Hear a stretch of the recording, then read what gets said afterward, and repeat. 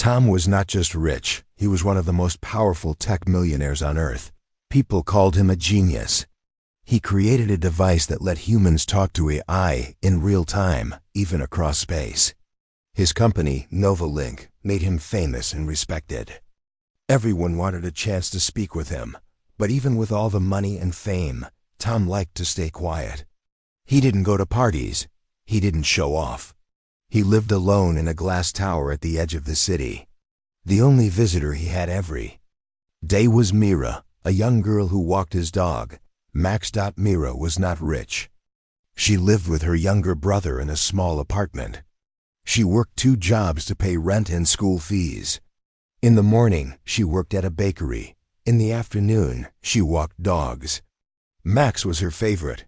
He was big, gentle, and always happy to see her. Tom never talked much to Mira. Sometimes he said hello.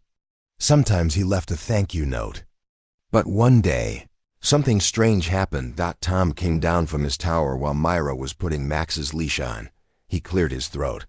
"Mira, I need a favor." She looked up, confused. "Yes? There's a business dinner tonight. It's important, very formal. But I don't trust most people around me. I want you to come with me." Mira blinked. "Me? But I'm just your dog walker." "I know," Tom said calmly. "But you're honest. You're kind. You're not fake. That's rare." Mira was nervous, but she nodded. "All right. If you really want me to." Tom smiled for the first time she had ever seen.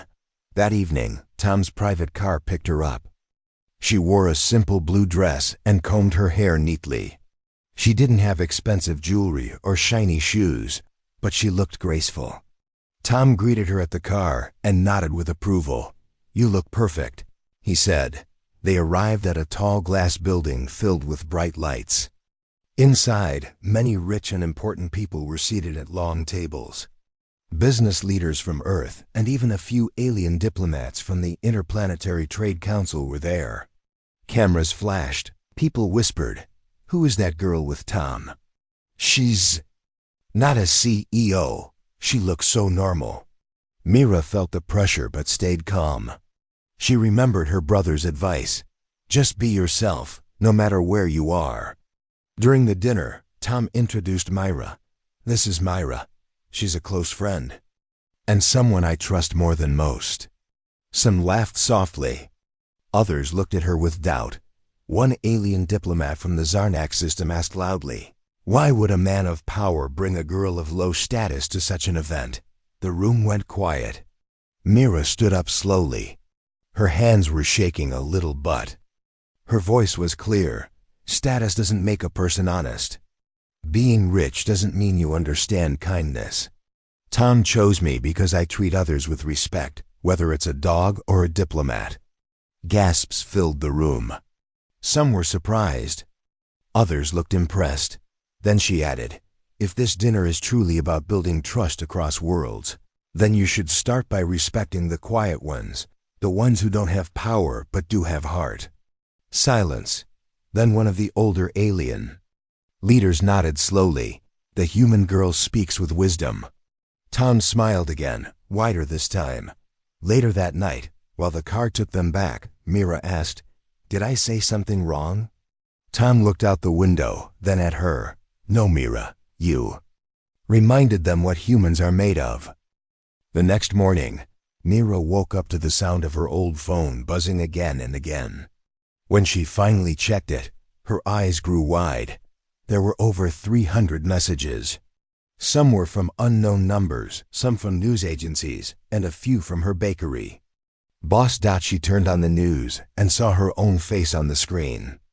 "Mystery girl stuns galactic dinner with honest words." "Tom of Novalink brings unlikely guest to alien trade meet." "Who is Mira, the girl who silenced the Zarnak's ambassador?" She stared at the screen. What is happening? Just then, her doorbell rang. Mira opened the door to find Tom standing there in his usual black coat, holding Max's leash. "Sorry to surprise you," he said. "But I thought we should talk."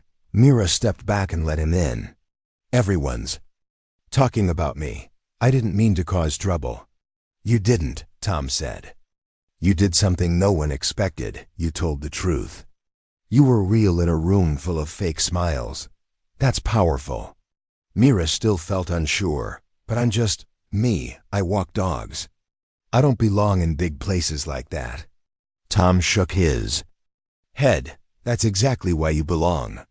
These meetings need people like you, people who don't lie for money.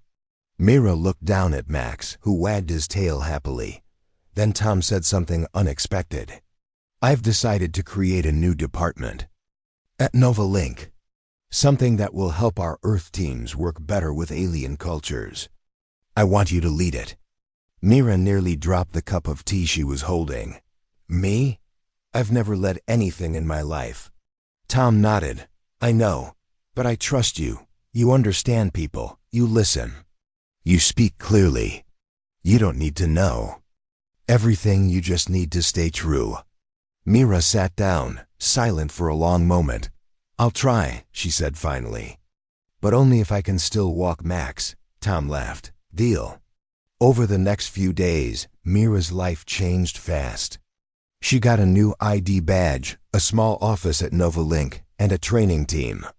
She even had to buy a second pair of shoes, something she hadn't done in years. At first, people didn't know what to make of her. Some laughed behind her back. She's just a dog walker, someone whispered.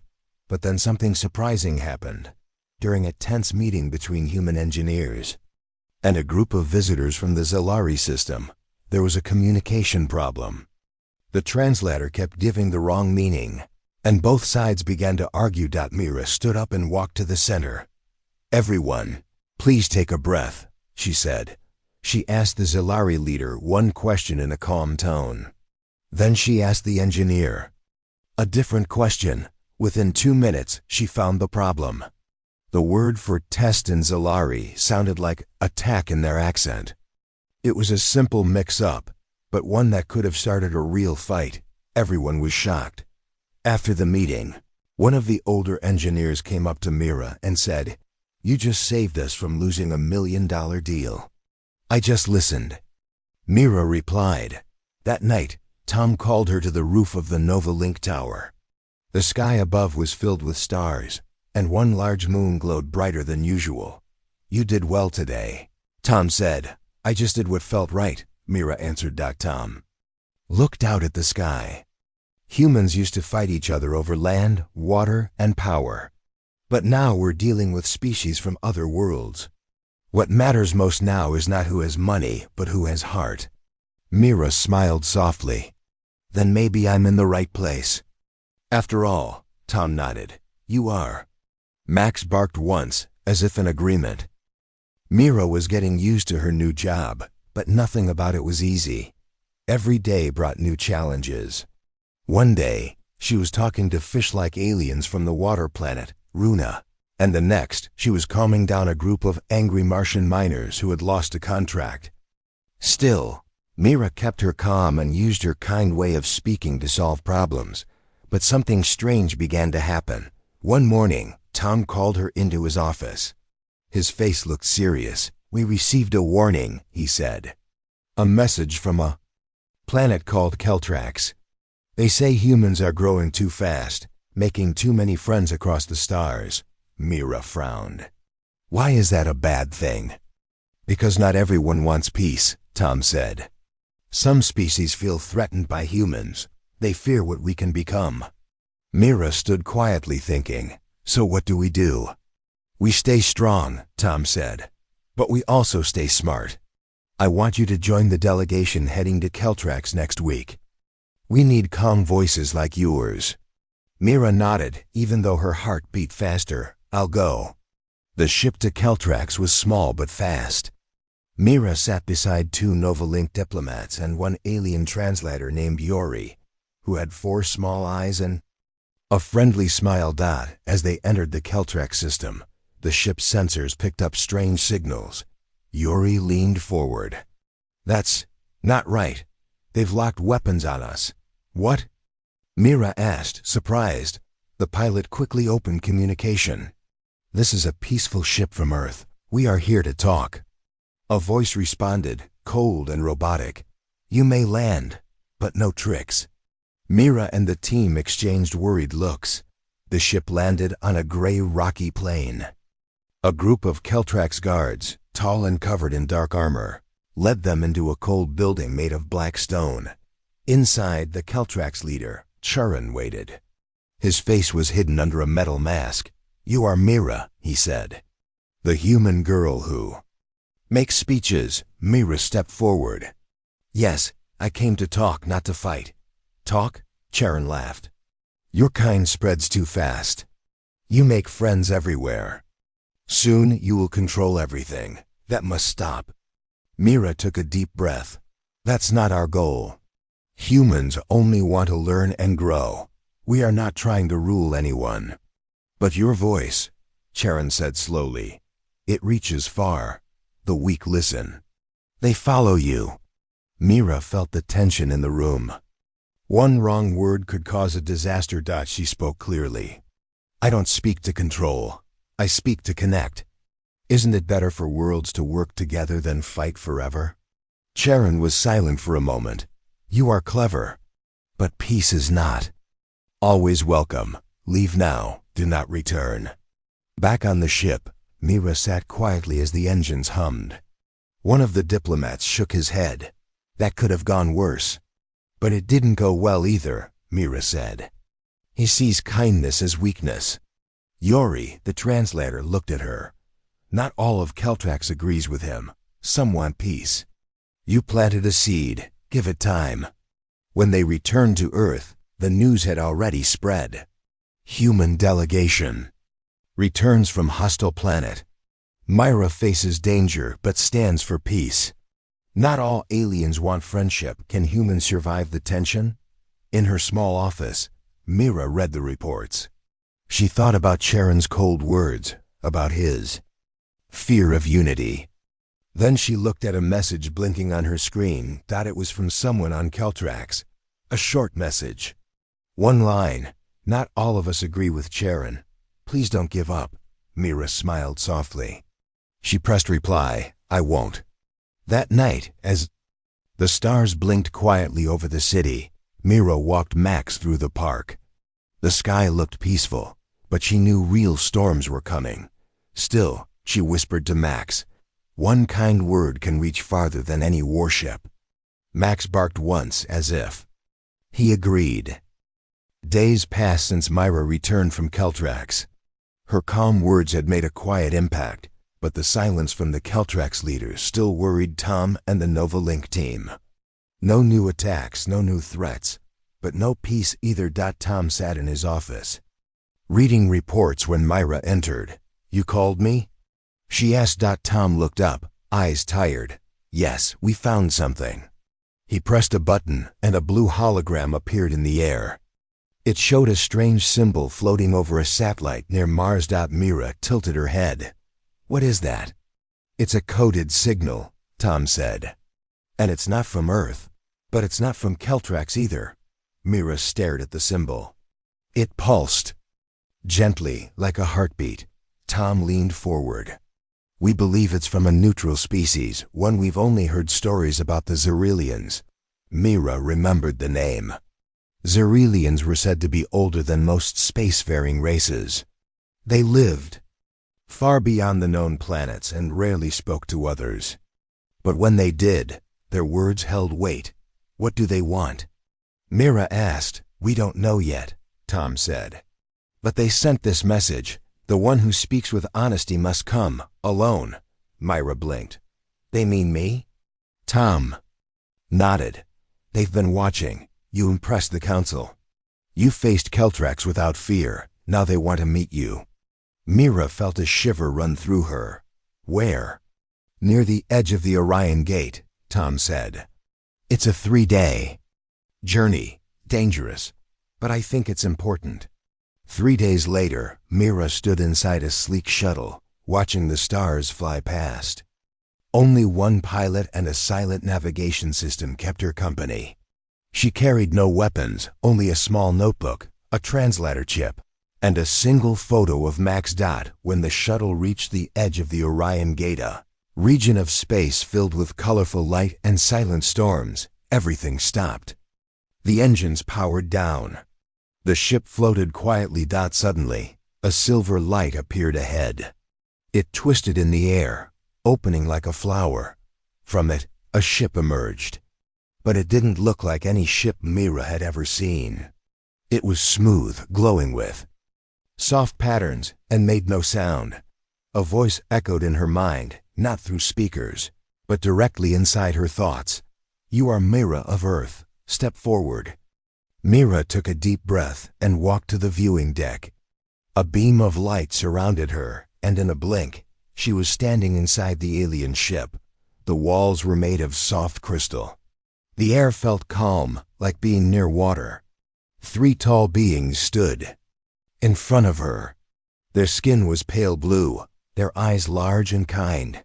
One stepped forward. "We are the Xerelians. We have watched your world grow. Some among you want peace, others seek power." Mira nodded slowly. "That is true. You carry no weapon," another said. "Only words." "That is rare." Mira smiled slightly. "Sometimes words are stronger than weapons." The tallest Xerelian stepped closer. "A war is coming. Caltrax is building secret machines. They want to control the trade paths between stars. If they succeed, your planet will suffer." Mira's heart beat faster. "Then why tell me?" "Because you still listen," the being said. "You still care. We will not fight your battles, but we will help if Earth chooses peace." "How?" Myra asked. The Xerelians raised their hands. A crystal floated toward her. It glowed with soft light. "This will give you knowledge proof of Caltrax's plans. Show it to your leaders. Speak with truth. If Earth listens, we will stand beside you." Mira took the crystal gently. It was warm in her hands. "Thank you," she said. The tallest one nodded. "Do not forget, the strongest leaders are those who speak from the heart." Mira returned to her ship. The stars looked the same, but she didn't feel the same anymore.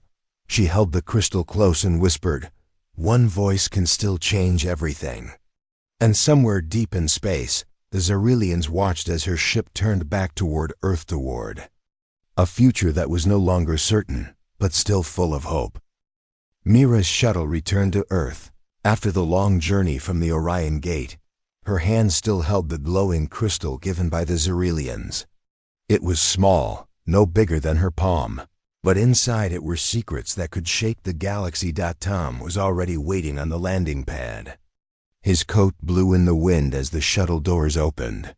When Mira stepped out, he walked toward her quickly. "You're safe," he said with relief. "I met the Xerelians," Mira said. "They gave me this." She held up the crystal. Tom looked at it with wide eyes.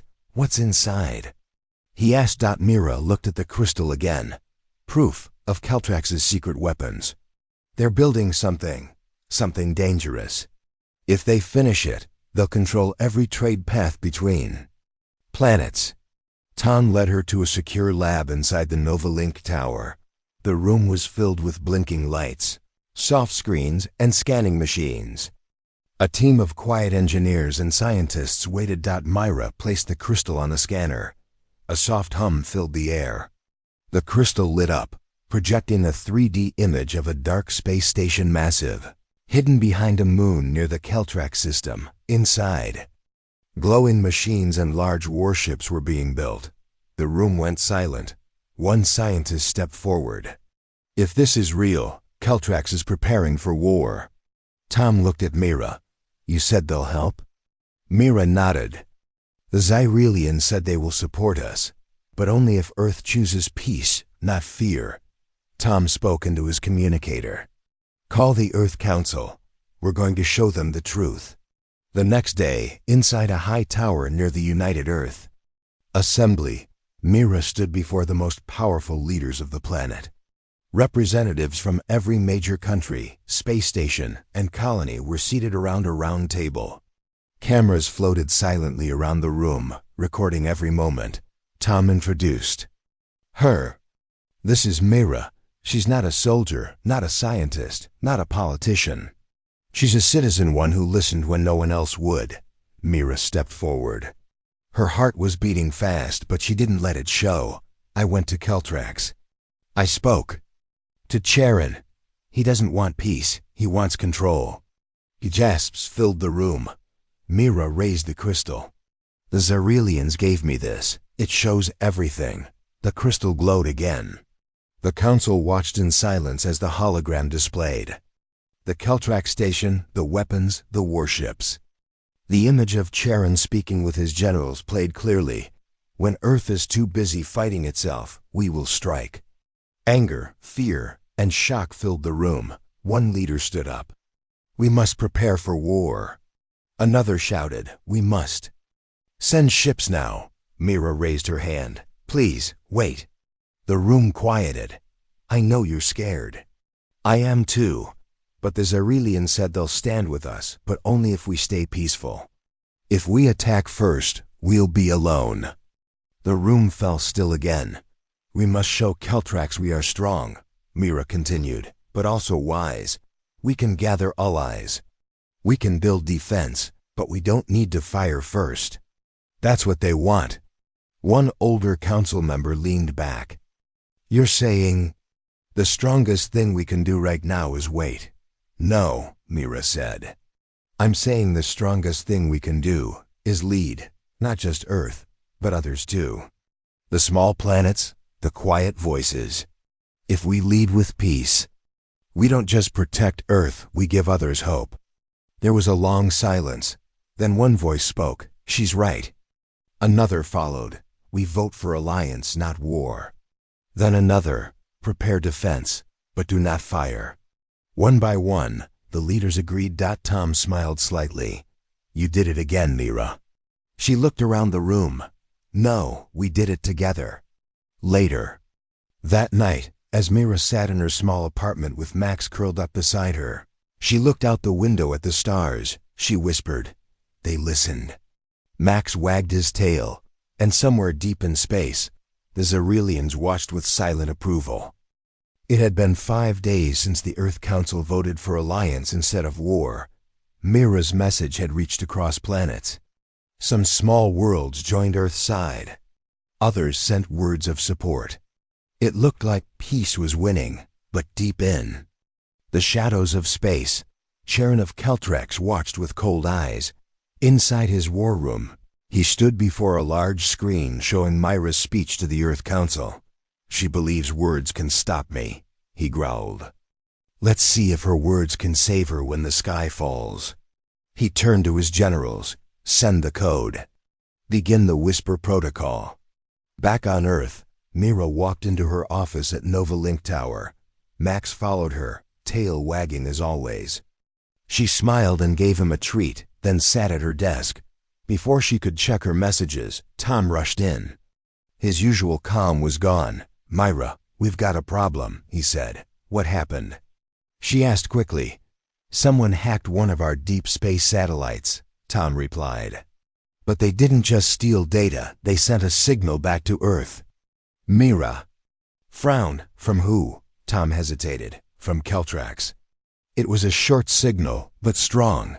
It targeted several Earth systems. Why would they do that? She asked. Tom pulled up a screen.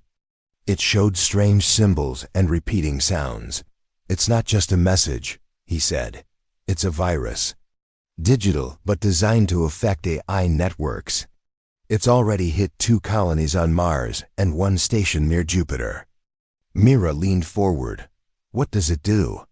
It causes confusion in systems, Tom explained. Security goes down. Communication fails, and panic spreads. Mira realized the plan. They want to scare us, make us think peace is weakness. Tom nodded. And if panic grows, the council might change its vote.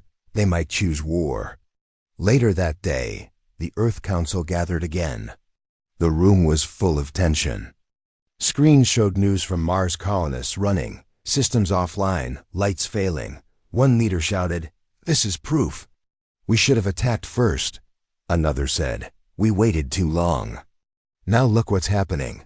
Mira stood up. Please listen. But this time, not everyone wanted to hear. You told us peace would work, a man yelled. And now Keltrax is inside our systems. Mira stayed calm. Yes, they attacked us. But they didn't send warships. They sent fear. The room grew. Quiet. She walked to the center. Keltrax wants us to act in anger. If we do, we become just like them. An older woman on the council asked, so what do we do now? Mira replied, we show them that we're not broken. We fight the virus, but not with weapons. With unity. Tom and his tech teams worked fast.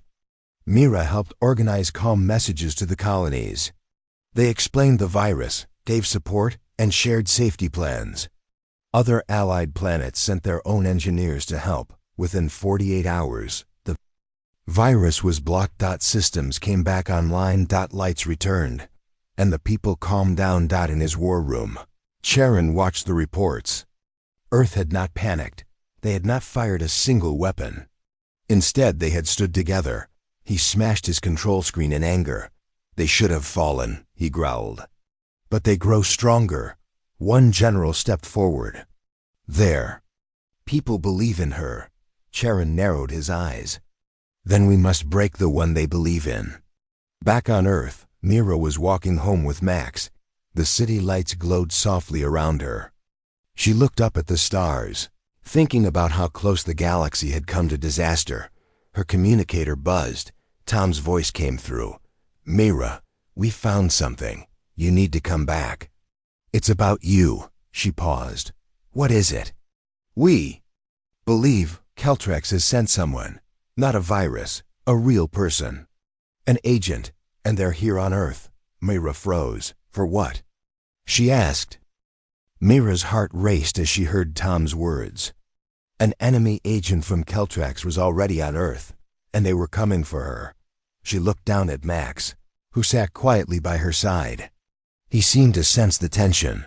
We need to be careful, she said softly. Tom met her outside Novalink Tower. We have security watching you, but we don't know who it is. Mira nodded. Then I'll keep my eyes open too.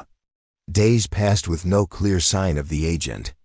Mira kept working, but her mind was always alert. One afternoon, during a meeting with alien diplomats, Mira noticed a new face in the crowd. He was tall and calm, with dark eyes that seemed to watch everything closely. After the meeting, Mira quietly asked Tom about him. That's Rian, Tom said.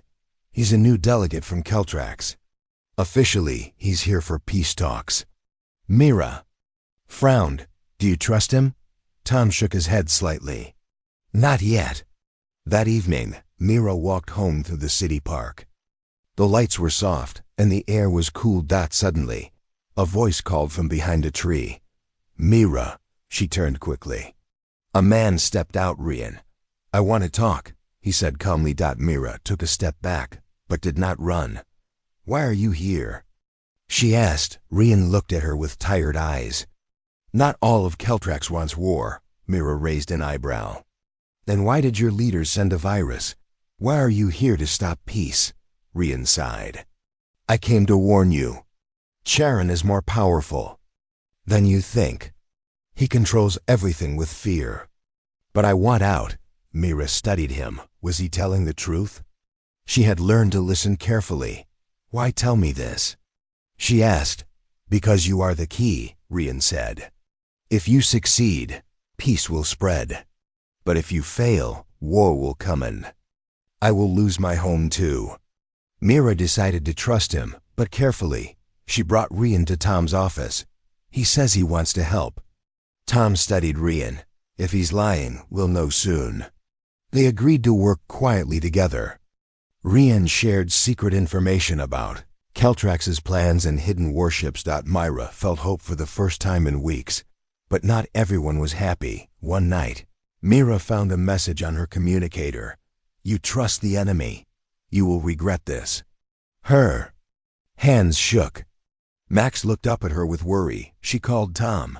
We have to be ready. The next day, during a meeting at Novalink, alarms suddenly blared. The building's security screens showed several masked figures trying to enter the tower. Attack! A voice shouted. Mira and Tom moved fast. Security teams locked down the building.